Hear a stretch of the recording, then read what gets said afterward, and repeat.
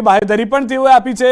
સૌથી મહત્વની વાત, કેમ આપ્યું અર્જુન મોઢવાડિયાએ રાજીનામું? જે સવાલ સૌ કોઈને હાલમાં જવાબ માટે રાહ જોઈ રહ્યા છે।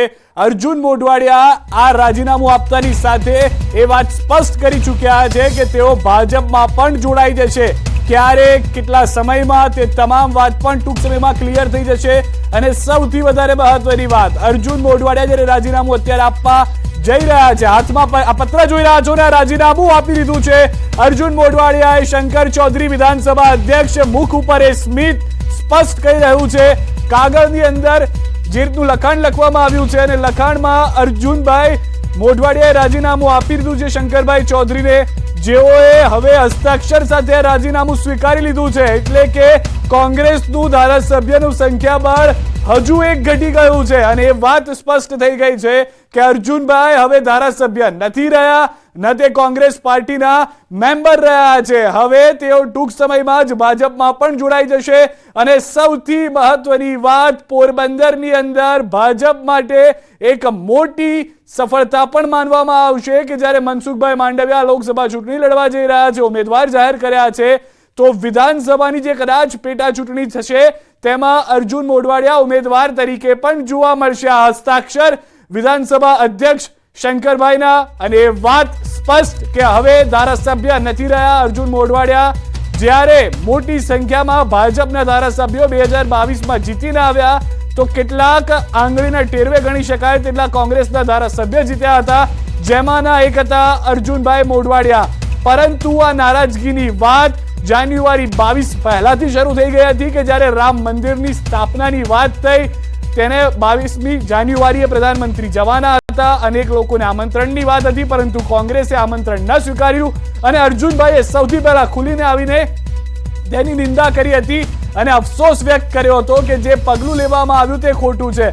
ત્યારથી એ ચિત્ર સ્પષ્ટ થયું હતું કે અર્જુન રામ વગર રહી શકે તેવું નથી લાગી રહ્યું અને હવે અર્જુન રામના કારણે ભાજપના થતા જોવા મળી રહ્યા છે। અર્જુનભાઈ મોઢવાડિયાનું એ સમયનું ટ્વીટ પણ મહત્વનું હતું કે જેઓને કારણે ન્યૂઝ 18 ગુજરાતી એ સમયે સૌથી પહેલા ચલાવ્યું હતું કે અર્જુન મોઢવાડિયા ધારાસભ્ય તરીકે રાજીનામું આપી શકે છે, પરંતુ આખું વિધાનસભા સત્ર ગયું। ફરી એક વખત એ વાતના મુદ્દાને લઈને આગળ ન વધવામાં આવ્યું અને પછી હવે જે જાણકારી મળી કે વિધાનસભા સત્ર પૂર્ણ થતા અર્જુનભાઈએ મન બનાવી લીધું કે હવે બહુ થયું, હવે હું કોંગ્રેસના ધારાસભ્ય તરીકે રાજીનામું આપવા માંગુ છું। અને અંબરીશ ડેર કે જેઓ પૂર્વ ધારાસભ્ય આજે સવારે ઝટકો કોંગ્રેસને આપી ચૂક્યા છે, તો અર્જુન મોઢવાડિયાના આ રાજીનામાએ ભૂકંપ લાવી દીધો છે કોંગ્રેસમાં। એક સામાન્ય કાર્યકર્તા કે નવા ધારાસભ્ય નથી અર્જુન મોઢવાડિયા। અર્જુન મોઢવાડિયા નેતા વિપક્ષ રહી ચૂક્યા છે, અર્જુન મોઢવાડિયા પ્રદેશ પ્રમુખ રહી ચૂક્યા છે, અર્જુન મોઢવાડિયા કોંગ્રેસની એક સમયની કરોડરજ્જુ રહી ચૂક્યા છે કે ન્યૂઝ 18 ગુજરાતીની ખબર પર મોહર લાગી ચૂકી છે।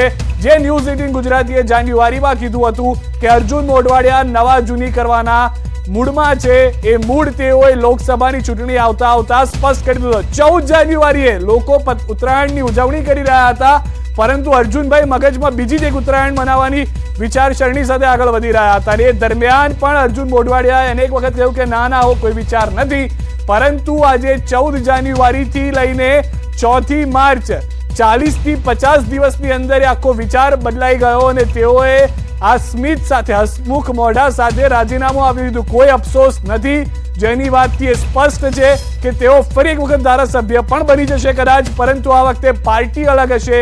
એ પાર્ટી હશે કે જેમની સામે તેઓ વર્ષોથી લડતા આવ્યા છે। હવે તે જ પાર્ટીનો હાથ પકડી અને તેઓ જીત મેળવતા જોવા મળી શકે છે, કારણ કે પેટા ચૂંટણીઓની વાત પણ લોકસભા ચૂંટણી સાથે થવાની વાત છે।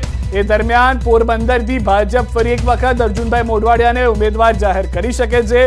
મોટી જવાબદારી કદાચ મંત્રીમંડળમાં પણ આપી શકે છે। વધુ એક ધારાસભ્યએ રાજીનામું કોંગ્રેસને આપી અને કોંગ્રેસમાં ભૂકંપ લાવી દીધો છે અને હાલમાં એ હળવાશની પળ સાથે વાતચીત કરતા જોવા મળી રહ્યા છે। વધુ માહિતી પ્રણવ પાસેથી। પ્રણવ,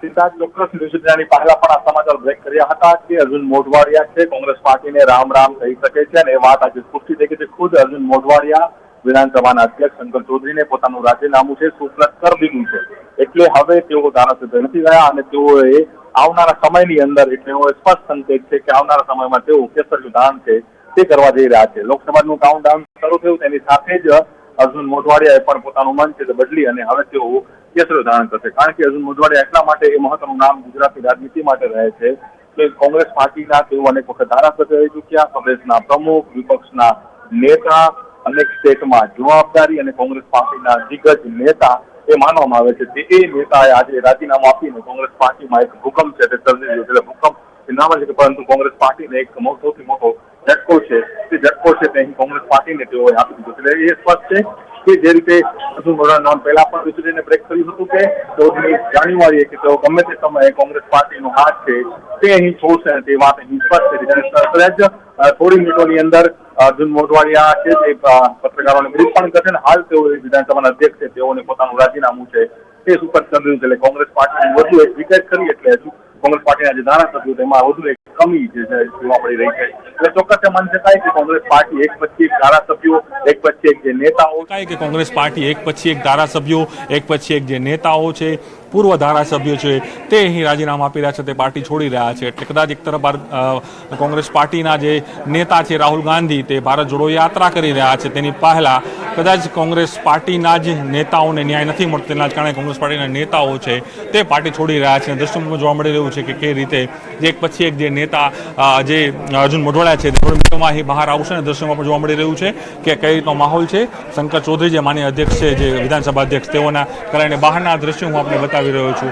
એ દ્રશ્યોમાં પણ જોવા મળી રહ્યું છે કે કઈ રીતના દ્રશ્યો છે અને થોડી મિનિટોમાં આજે પણ અત્યારે શંકર ચૌધરી અને જે માનવામાં આવી રહ્યું છે કે અર્જુન મોઢવાડિયા બંને વાતચીત પણ કરી રહ્યા છે અને રાજીનામાનો સ્વીકાર અહીં કરી લેવામાં આવ્યો છે, એ વાત અહીં સ્પષ્ટ છે। અને સૌથી મોટી વાત એ છે કે જે રીતે નેતાઓ જે છે એક પછી એક કોંગ્રેસ પાર્ટીને આવજો કહી રહ્યા છે, ટાટા કહી રહ્યા છે, હાથ છોડી રહ્યા છે અને કેસરીઓ ધારણ કરી રહ્યા છે। કારણ કે વહેલી સવારે એક નામ આવ્યું હતું અમરીશ ડેર, પૂર્વ ધારાસભ્ય, તેઓએ પણ કોંગ્રેસ પાર્ટીને જે કહી શકાય કે તેઓનો હાથ છોડી દીધો છે અને તેઓ આવતીકાલે કેસરીઓ ધારણ કરવાના છે। ત્યારે હવે જોવાનું રહે છે કે અર્જુન મોઢવાડિયા જે છે તે અર્જુન મોઢવાડિયા છે તે ક્યારે કેસરીઓ ધારણ કરે છે। હવે માત્ર તારીખની વાર છે કે કઈ તારીખે અર્જુન મોઢવાડિયા છે તે કોંગ્રેસ જે ભારતીય જનતા પાર્ટી છે, ભારતીય જનતા પાર્ટીને તેઓ જોઈન કરે છે। પરંતુ હાલ દ્રશ્યો હું આપણે બતાવી રહ્યું છું, વિધાનસભા અધ્યક્ષ છે તેની ચેમ્બરની બહારના દ્રશ્યો છે, તેઓ પોતાનું રાજીનામું છે તે સુપ્રત કરી દીધું છે। એટલે આવનાર સમયમાં એ પણ માનવામાં આવ્યું છે કદાચ તેઓ જે ચોક્કસ માની શકાય કે ભારતીય જનતા પાર્ટીમાં તેઓ જોડાશે અને હાલ રાજીનામું પણ તેઓ આપી દીધું છે। રાજીનામામાં પણ અનેક વસ્તુનો તે ઉલ્લેખ છે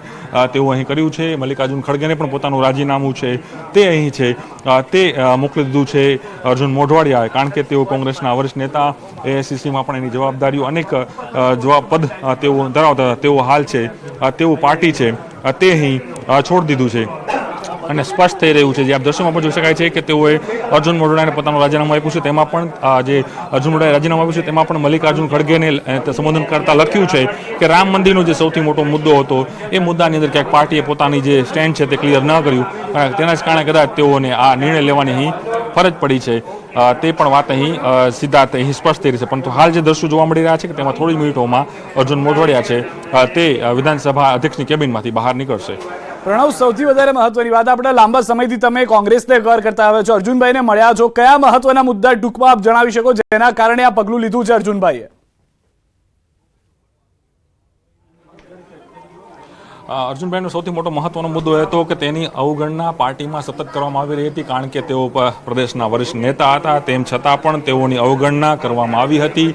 તેઓએ અગાઉ પણ જે એઆઈસીસીના જનરલ સેક્રેટરી કે.સી. વેણુગોપાલ છે તેની સાથે પણ તેઓ વાત કરી હતી, મલ્લિકાર્જુન ખડગે, રાષ્ટ્રીય અધ્યક્ષ, તમામ લોકો સાથે તેઓ મળવાનો પ્રયાસ કરી રહ્યા હતા, તેમ છતાં પણ પાર્ટી તરફથી કોઈ પણ પ્રકારનો યોગ્ય જવાબ નથી મળી રહ્યો, તે પણ અહીં વાત હતી।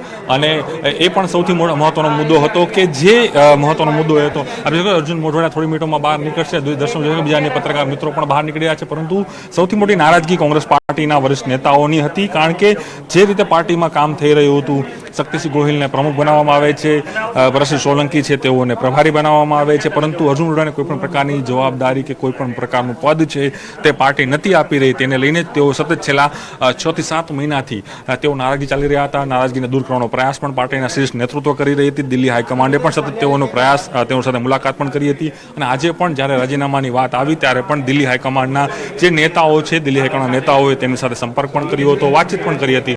તેમ છતાં પણ જે રીતે અર્જુન મોઢવાડિયાએ પોતાની વાત કન્ફર્મ રાખી હતી કે તેઓ રાજીનામું આપે છે અને તેને કારણે જ તેઓ જે સમય હતો 4:30 થી 5 વાગ્યાની વચ્ચે તેઓ અહીં રાજીનામું આપવા માટે પહોંચી ગયા હતા વિધાનસભાના અધ્યક્ષને, અને હાલ તેઓ રાજીનામું અહીં આપી દીધું છે. હવે એ પણ સમાચાર ચાલી રહ્યા છે કે કદાચ તેઓને બીજી પણ મોટી પણ જવાબદારી છે તે અહીં મળી શકે છે, કારણ કે સૌથી મોટી વાત એ છે કે કદાચ સરકારમાં તેઓને મંત્રીનો પોર્ટફોલિયો. જી પ્રણવ, અમારી સાથે જોડાયેલા રહેશો.